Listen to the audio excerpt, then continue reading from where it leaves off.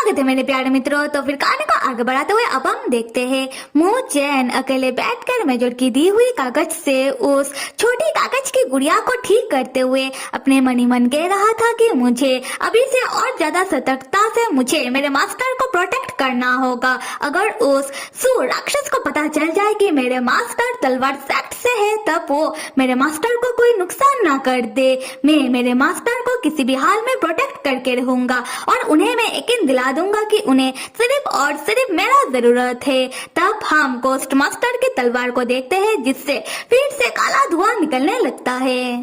खैर कुछ देर बाद हम देखते हैं कि मुचेन उस छोटी कागज की गुड़िया को ठीक कर देता है और वो छोटी कागज की गुड़िया जाग कर मुचेन के हाथों में किस करने लगता है। ये देखकर मुचेन चौंक जाता है। उसी वक्त गोस्ट मास्टर मुचेन के पास आते हैं और कहने लगते हैं कि मैं तो आया था देखने के लिए क्या तुमने मेरा काम किया, पर लग रहा है कि मैं इत्तेफाक से बिल्कुल सही वक्त में आया हूँ। तुमने तो मेरी छोटी सी कागज की गुड़िया को ठीक कर भी दिया।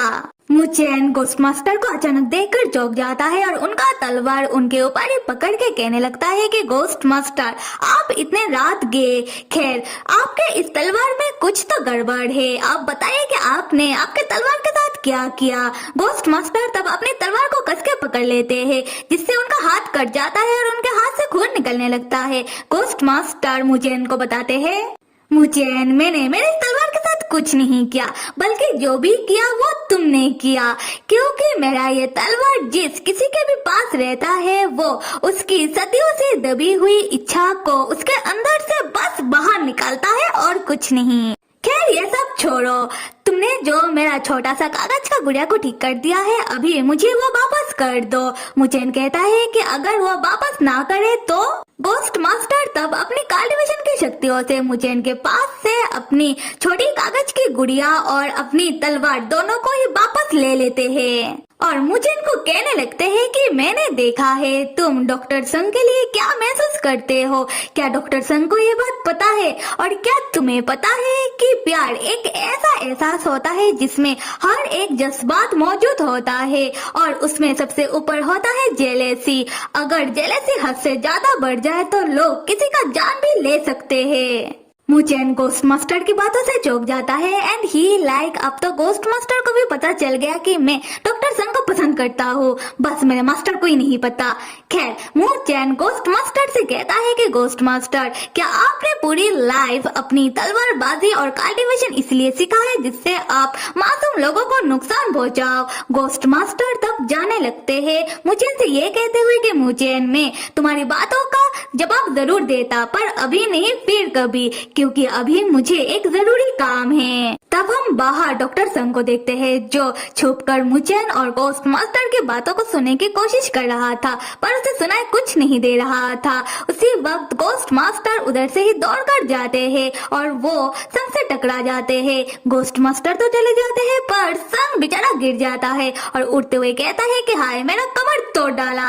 उसके बाद संग अपना कमर पकड़ के धीरे धीरे मुचेन के पास आता है और मुचेन से कहने लगता है कि मुचेन मुझे यहाँ कुछ आवाजें सुनाई दे रहा था तो मैं देखने के लिए चला आया। मुचेन संग को देखकर तुरंत जाकर संग को अपने गोदी में उठा लेता है और पूछने लगता है कि डॉक्टर संग आप ऐसे क्यों चल रहे हो, क्या आपको कहीं दर्द हो रहा है। संग कहता है कि मैं तो बस यहाँ आते हुए थोड़ा गिर गया था पर आराम करूंगा तो कल तक ठीक हो जाऊंगा। मुचेन कहता है कि डॉक्टर संग मुझे पता है कि आपको दर्द बर्दाश्त नहीं होता, आओ मैं आपका मदद कर देता हूँ। संग कहता है कि मुचेन मेरा जो इतना ध्यान रख रहा है, मुचेन तो कितना बड़ा हो गया है। मुचेन इस बात को पकड़ लेता है और संग से पूछता है कि डॉक्टर संग आपने मुझे छोटा कब देख लिया कि आप मुझसे कह रहे हो कि मैं बड़ा हो गया हूँ। संग अपनी बातों में फंस जाता है और चौंककर सोचने लगता है कि मुचेन तुम बातों को पकड़ना सीख चुके हो। मैं जब यहाँ आया तुम्हें देखकर लग रहा था कि तुम अभी रो दोगे तो तुम्हें अच्छा महसूस करवाने के लिए बिना कुछ सोचे समझे मेरे मुंह से बात निकल गया। उसके बाद संग अपने बातों को कवर अप करते हुए मुचेन से कहता है कि मुचेन मेरे कहने का यह मतलब है कि तुम्हारे परिवार में तुम्हारे फादर या फिर तुम्हारे बड़े ब्रदर जो भी होंगे उन्होंने तुम्हें बहुत ही अच्छा परवरिश दिया है, इसीलिए तुम अभी बड़े होने के बाद लोगों का ध्यान कैसे रखते हैं ये तुम्हें अच्छे से पता है। मूचेन तब स्माइल करने लगता है क्योंकि उसे सब समझ आ रहा है। खैर उसके बाद मूचेन संग को उल्टा लेटा देता है। संग कहता है कि मूचेन मैं एक डॉक्टर हूँ तो मैं खुद का ध्यान रख लूंगा। मूचेन नहीं मानता और संग का कमर दबाने लगता है।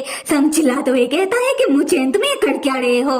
मूचेन कहता है कि डॉक्टर संग आप थोड़ी देर शांत रहिए और मुझे मेरा काम करने दीजिए। यहाँ से सीन शिफ्ट होकर हम गोस्ट मास्टर को चैनशन सेक्ट के बाहर खड़े देखते हैं और उनके पास जितने भी कागज की ब्लेडें थी वो सब हवा में उड़ रही थी, जिससे चैनशन सेक्ट में तूफान जैसा बन रहा था। हम सेक्ट मास्टर लियू को सेक्ट के अंदर देखते हैं जो दौड़कर जाकर दरवाजे और खिड़कियों को बंद कर रहा था। उसी वक्त सेक्ट मास्टर लियू के पीछे हम गोस्ट मास्टर को खड़े देखते हैं। Ghost master sect master Liu से कहते हैं कि मास्टर लियू क्या पहचाना मुझे? तुम्हें क्या लगा कि मैं तुम्हारे पास नहीं आ सकता? सेक्ट मास्टर लियू जैसे ही अपने पीछे मुड़ते हैं वो जोर से चिल्लाते हैं। उसके बाद क्या होता है ये हमें आगे पता चलेगा।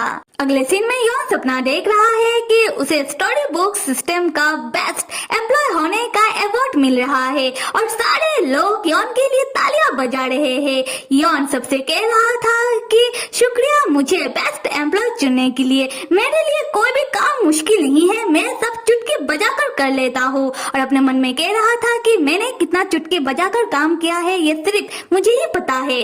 उसी वक्त यौन देखता है कि उसकी ओर तेजी से एक तलवार आ रहा था और यौन सपने से जाग जाता है। हम डॉक्टर संग को देखते हैं जो जागने के बाद पाता है कि गोस्ट मास्टर का तलवार उड़ते हुए उसके कमरे में आ गया।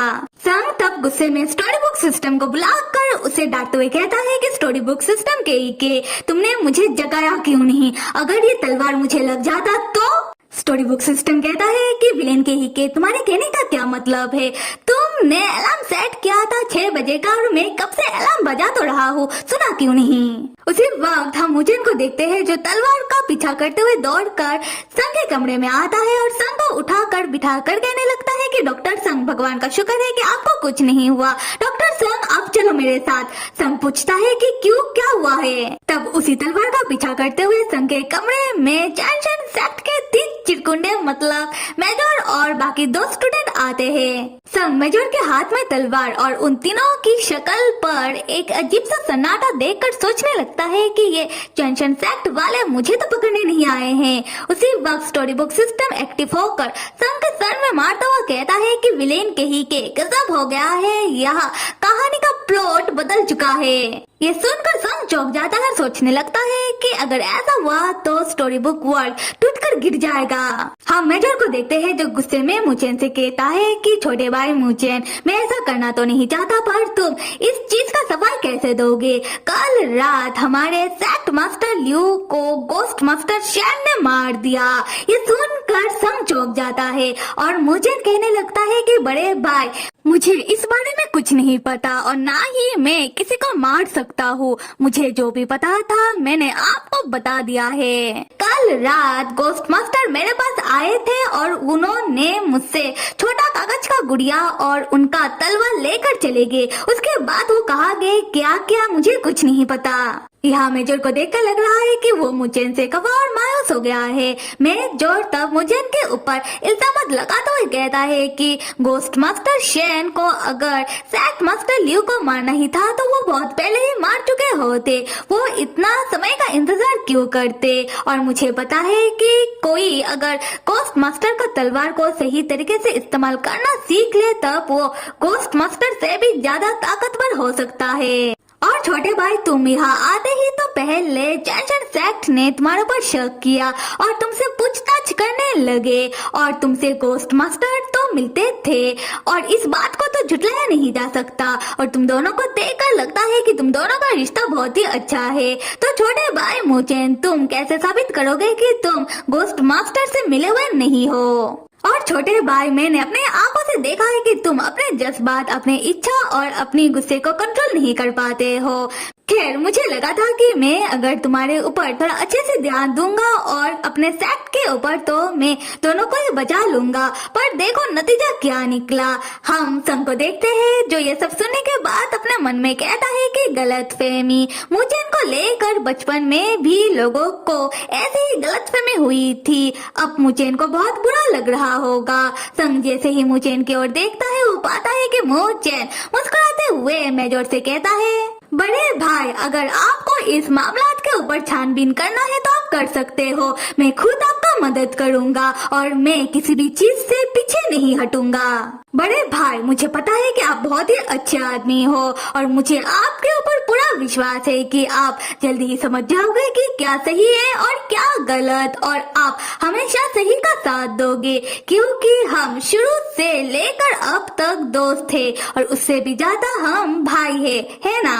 संग मुझे इनकी ऐसी बातें सुनकर रोते हुए सोचता है कि सच में मेरा छोटा सा मुझे बड़ा हो गया है। उसी वक्त सू एप्पल खाता हुआ वहाँ आता है और उन सबसे कहने लगता है कि वाह, सुबह सुबह कितना अच्छा खबर सुनने को मिला। और सू को देखकर चैनचन सेट के बाकी दो स्टूडेंट पूछते हैं कि तुम कौन।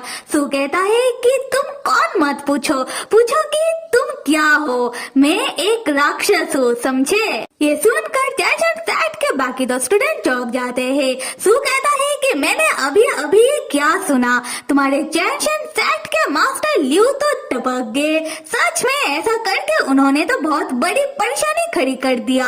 और मैं तुम लोगों को बता दूं कि तुम्हारे चैनचन सेट मास्टर लियू ने हमसे बहुत पैसा उधार लिया है और अभी जो वो टपक गए। हम क्या कर सकते हैं, हमें तो हमारा पैसा वापस तो चाहिए होगा, वो भी बहुत ही जल्दी। तब चैनचन सेट के दो स्टूडेंट सू से कहने लगते हैं कि ये क्या बकवास कर रहे हो तुम, हमारे सेट के हेड मास्टर उधार क्यों लेंगे, वो भी राक्षसों से। सू कहता है कि अपना चोंच बंद करो और कान खोल के सुनो। तुम लोगों के पास 3 दिन का वक्त है। 3 दिन बाद तुम लोगों को हमें हमारा पैसा वापस लौटाना होगा, वरना हम तुम्हारे सेट के ऊपर आक्रमण करके तुम्हारे सेट को खत्म कर देंगे। यॉन मने मन सू से कहता है कि सू तुम रुक जाओ, पर सू कहाँ सुन रही है। तब स्टोरी बुक सिस्टम फिर से एक्टिव होकर संग के सर में फिर से मारते हुए कहता है कि स्टोरी का प्लॉट बहुत ज्यादा बदल गया है। विलेन कही कि तुम कुछ करो। तो फिर मेरे प्यारे मित्रों, कहानी को आगे देखने के लिए अगला भाग किस किस को चाहिए कमेंट करके जरूर बताओ। लाइक करो, सब्सक्राइब करो। Till then stay with me and see you.